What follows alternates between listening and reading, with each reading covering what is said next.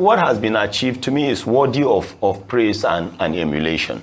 But I must make it very clear, as far as I'm concerned, provision of goods and services is the responsibility of government or leaders of nations. Because leaders are citizens that are citizens like you and I, elected and handed over their economic, political, and social destinies to manage in national interest. And to that extent, it is the responsibility of leaders to take care of individual and corporate citizens. And when you talk about provision of goods and services, fine, Dangote is a private initiative. To me, private initiatives are not after the provision of goods and services because they love citizens. They are after profit maximization and cost minimization. Cost minimization and profit maximization. And if in the process there is a need for human resource to aid them, they do that. Because as far as I'm concerned, if somebody constructs a factory or an industry in a community, and that investor, of course, is a private initiative, he didn't or she didn't do that because they love the citizens. They did that because based on their feasibility studies, they are likely going to maximize profit and minimize cost. Then for Dangote, of course, is something great for Nigeria, is something great for the West African sub-region. I also feel it's something fantastic for the continent of Africa and the global oil and gas industry, especially the downstream. But when I hear people saying, oh, Dangote is coming to solve the problems of downstream sector in Nigeria, I tell them hey, hold on. Nobody is even asking where Dangote got the funds from. As far as I'm concerned, you can get the funds from either of two sides, either from creditors. If Dangote got the funds from creditors, Dangote must pay the cost of debt. The only way Dangote can be able to do that is for Dangote to maximize profit, minimize cost. And if Dangote got the funds from shareholders, dividends must be paid to shareholders. And the only way to do that is by maximizing profit. But at the end of the day, Dangote initiative is going to help in bridging what I can best describe in this context as energy sufficiency or energy gaps. That's what, because the refinery will take care of the liquids, well, excluding the cooking gas, it will take care of liquids like petrol, diesel, kerosene, aviation fuel. Then the petrochemical is going to take care of so many other things that will help in boosting our GDP. But we should bear at the back of our minds that private initiatives are private initiatives. At the end of the day, they will comply with their civil responsibilities of paying taxes and levies. That will help the revenue, which I totally agree with. But private initiatives are private initiatives. National initiatives must come from government and leaders of nations.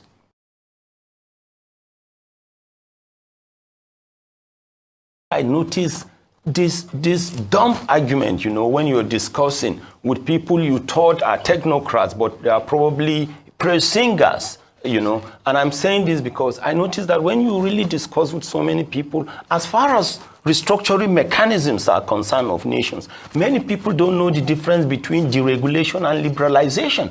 If you ask them the difference between commercialization and privatization, they won't be able to tell you.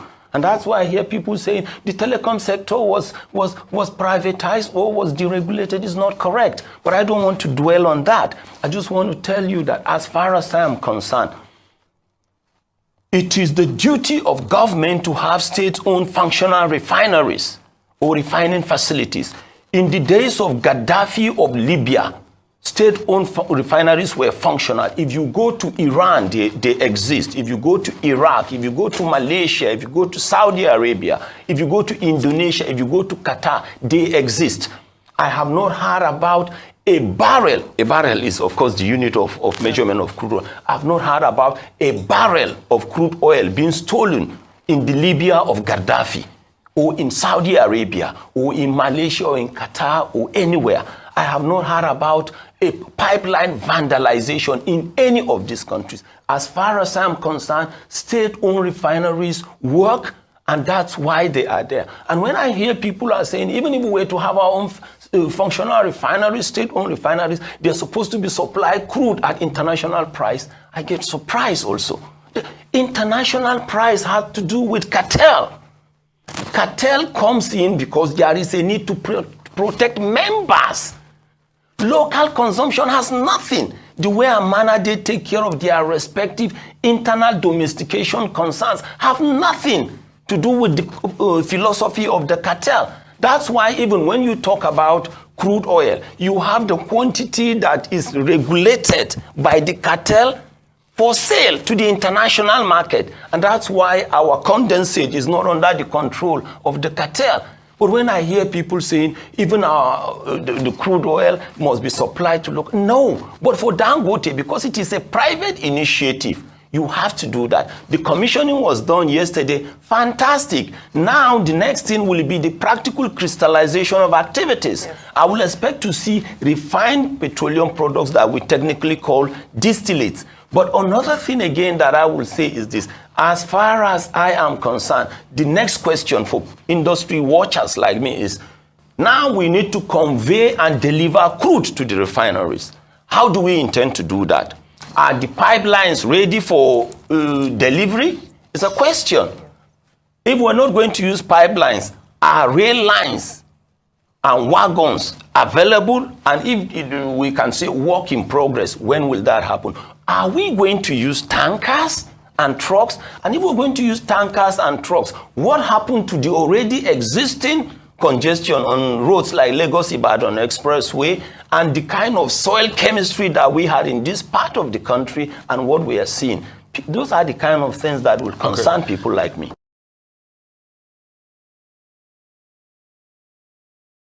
The biggest mistake, quote me that I said, and let time, history, and posterity judge. Where are the greenfield refineries that we were promised?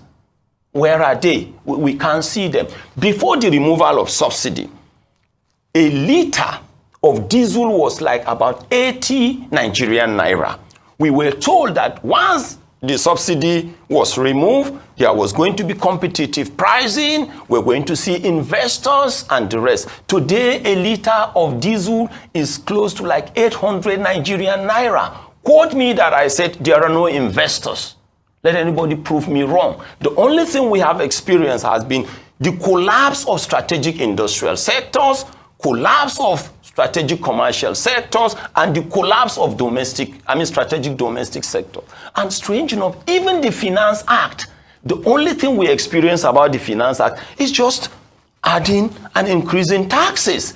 Even people, those who were supporting the government and the finance bill and acts, have seen it now. So the biggest mistake, the coming regime, whoever the Almighty will crown, effective 29th of May, 2023. You have a doubt about that? No, I said effective. I don't know who will be crowned. And I said, whoever the Almighty crowns, effective that day.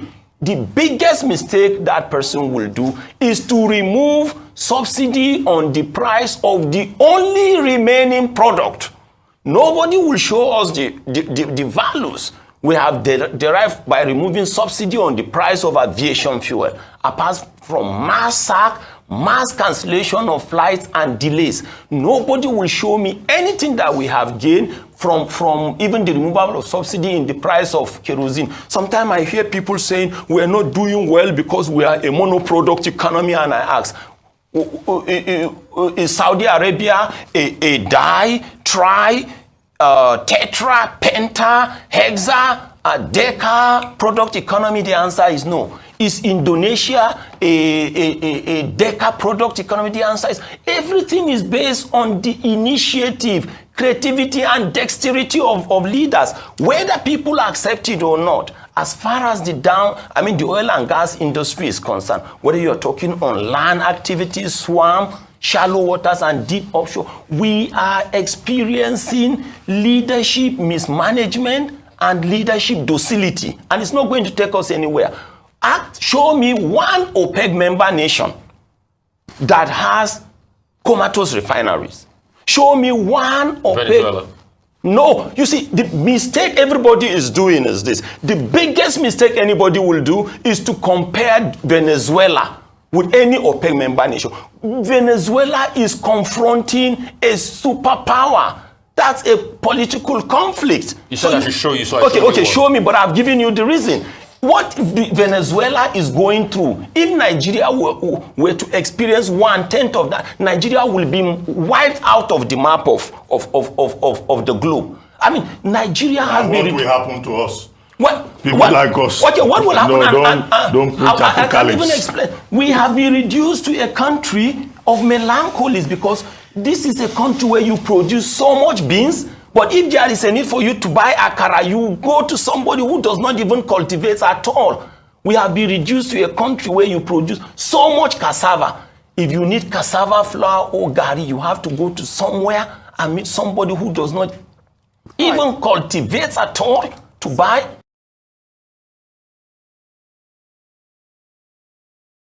Start with decarbonization, and I want to ask a simple question. Very simple question. Will there still be road construction? Will people still ride cars? Will there be cars? Okay, what happened? Will you require bitumen during construction? How do you get the bitumen? By the time those people answer those questions, I mean, we will be done and dusted. I can tell you, as far as I am concerned, when people start, a lot of those who are selling these ideas to you, petrol is not part of their problem. Basic electricity is not part of their problem. You know, cooking gas is not part of their problem. But you're talking about a country like Nigeria with all the endowments. Okay, look at the recent discoveries around Gongola Basin, you know, Kolmani.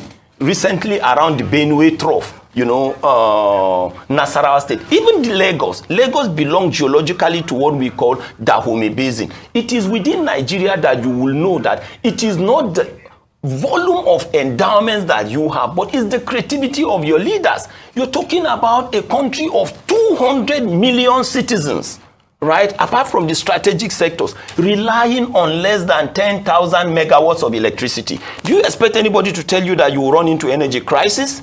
You're talking about a country where the last time Nigeria constructed a refinery was in 1990 or 1989, 34 years ago. Do we need anybody to tell us that we're going to run into energy crisis? When we went into democratic governance, you're talking about 24 years. Even if it will take 10 years to construct a single refinery, Nigeria should be having 2 at least functional refineries. But what we keep saying is this: Nigeria is a member of that cartel called OPEC. Okay. Right? Why are other OPEC member nations not having similar problems? Okay. Nigeria is a member of gas exporting countries forum. In terms of how realistic, 2 points, and what no, needs it's to be not in place? going to be realistic. It's not possible because... So it's not possible at all? It's not, because I've told you about the number of rigs at the moment. Okay. Yes. I mean, it's not going to be realistic. We've never produced over 2.5 million barrels per day. Never, ever. So it's not going to be realistic. A couple of questions. Now, let's talk about, and just to fact check you, I was just teasing you when I said Venezuela. Venezuela actually has working refineries. In fact, they have the third largest refinery in the world. And we knew what happened to Maduro. Yeah. So, but and Hugo Chavez. No. So let's talk about, you know, subsidy now. What now happens about the 11, trillion subsidy bill? Let me answer it. The first question. Very briefly, please. Subsidy is a globally accepted economic pain cushioning concept. Subsidy is not a Nigerian concept. And if subsidy does not work in Nigeria, that will never invalidate the universal relevance. And let me give you a practical example. The only reason why you have the Nigerian army, even though they were not those who killed Shekau, you have the Navy, civil defense, you have the security agents, is because there is a need to provide subsidy in security. The only reason why you have teaching hospitals, federal medical centers, dispensaries, there is a need for government to provide subsidy in health. The only reason why you have public universities, polytechnics, and secondary schools is because there is a need for government to provide subsidy in education. Okay, so land on the point. So what's your take on it? I would want to do the biggest mistake this government will make is to say they will not provide subsidy in energy. Well, except that Bala Zakka, yes, after June 30, or is it May 29, as we've been told, we'll be facing debt to service ratio of over 40 trillion, waste and means of over 22 trillion, serious debt. So if we don't remove fuel subsidy, who is going to fund that subsidy you are arguing for? Okay, the question is this. What would have happened if we didn't even have crude oil at all? That's the question we will ask. What if we didn't have crude oil at all? Thank you so much. What will have happened? Thank you. Are we going to go into slavery and extinction? Thank you Put so your much. thinking